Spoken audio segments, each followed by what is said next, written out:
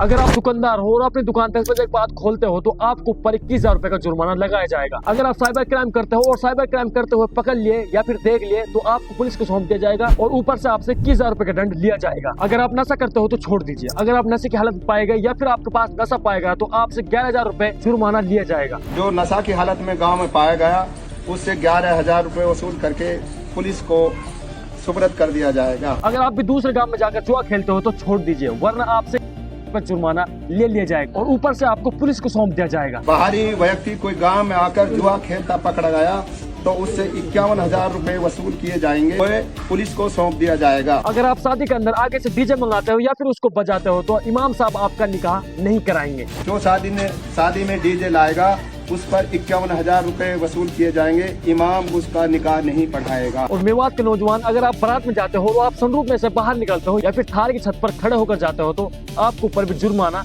या आपको दंड दिया जाएगा। आगे से आप बारात के अंदर सिर्फ 50 या 30 आदमी ही ले जा सकते हैं। जो मैंने आपको सभी दंड या जुर्माना बताए थे ये पंचायत होती है गंगवाड़ी गाँव के अंदर। ये फैसले लिए गए हैं। अगर इनमें से कोई भी काम करता हुआ पकड़ा गया, नशा, साइबर क्राइम या फिर बारात से रिलेटेड या फिर भाग छूचक, वो गुप्त तौर में दिए जाएंगे। लेकिन इनमें से किसी का भी पालन नहीं हुआ तो उनको पर जुर्माना है या फिर दंड है। लेकिन पंचायत तो गांव के अंदर हर बार होती है, लेकिन उन पर अमल नहीं किया जाता। जो पंचायत रखते हैं वही उन चीजों को तोड़ देते हैं। अगर हम सच में पंचायतों पर अमल करने लग जाए तो शायद मेवात सुधरने शुरू हो जाए। और अगर मेवात के नेता ही सही होते तो शायद हमें ये पंचायतें नहीं रखनी पड़ती।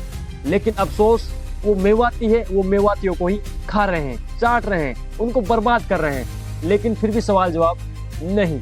ऐसी पंचायतों को करके भी क्या फायदा।